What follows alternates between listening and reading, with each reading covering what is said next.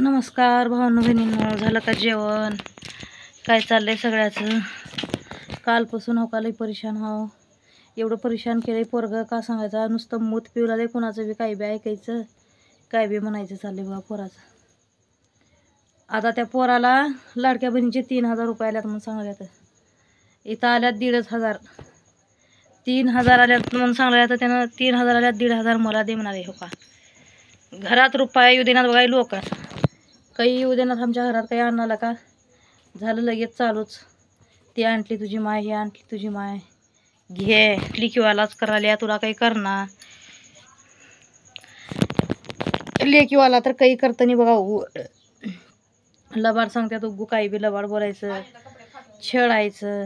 तो का त्या पोरीचे कपडे फाटून गेले. आता तिला कपडे घ्यायचे. रोज 500 रुपयेच काम करायला, रोज दारू पिवले बघा पोरगं. आणि फोन घेऊन दिले, फोन बी रपमन आपटून फोडून टाकलं. आता आणि दुसरं घेऊन दे म्हणताय. ते फोन काम करायचं, घ्यायचं, फोडायचं, हेच चालू आहे बघा त्या पोराचं. 4 ने तर घरात 1 रुपया देत नाही. आणि उगू फोडायचं आणि उगू खराब करायचं फोन, आणि घेऊन दे घेऊन दे घेऊन दे म्हणायचं. मला काय करावं बरं? आपल्याकडे पैसे तेवढे राहतच नाही तर, आणि उगू टेन्शन देते बघा पोरगं मला. मी लई परेशान हा. ह्याचं काही परेशानीचं निवारण असेल तर सांगा नक्कीच तुमच्यापाशी. दारू पितंय, दारूचं काही उपाय असेल तर सांगा. खरंच लई परेशान हा मी, काय सांगायचं आहे. मला घरात राहू देणार तर बघा नीट. ते नवरा आहे की कोण दारू पितंय, ती पोरगा आहे की कोण दारू पितंय. व्हिडिओ काढते, व्हिडिओ काढणारा बी एकोणेकाला साथ चांगली पाहिजे व्हिडिओ काढायची. साथ द्यायचं सोडून नीट बोलतच येत नाहीत म्हणा घरात.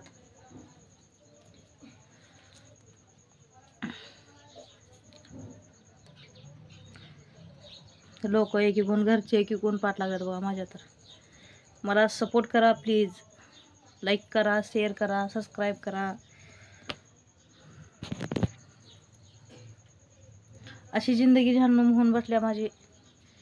घरात राहावं का कुठं जावं झालं बघा मला आता. काल दिवसभर फोडाफोडी केले. फ्रीजला लात घातला तर सगळे जवारीचे हेन पोते सगळे घरी करून टाकलं. तर घरात सगळं घर इकडून टाकून, कपडे टाकलं तर सगळं टाकून ती पोरगं मला रोग देणं वगैरे बघा. आणि सकाळ सकाळी मला तुम्हीच गाळो करायला, तुम्ही शिव्या दिला लावा, तुम्ही शिव्या घाला लावा असं बोलते ते ना मला. तुम्ही शिव्या दिला लावा म्हणून. बरं बाबा, आम्ही सगळे दारू पिलतो आणि तू शाबूत होता असं म्हणून बोललो म्हणली मी. काय करायचं मग? तसल्याच्या नादाला लागून, गाढवाच्या नादाला लागून गाढव व्हायची पाळी आली आता. हिला हसू लय, अजून काही कळतं नाही हिला. लय डेंजर जिंदगी काढली मी दारुड्या संघ. माझा संसार झालेला आहे. एवढी उंगळी जिंदगी काढली मी, काय सांगायचं तुम्हाला.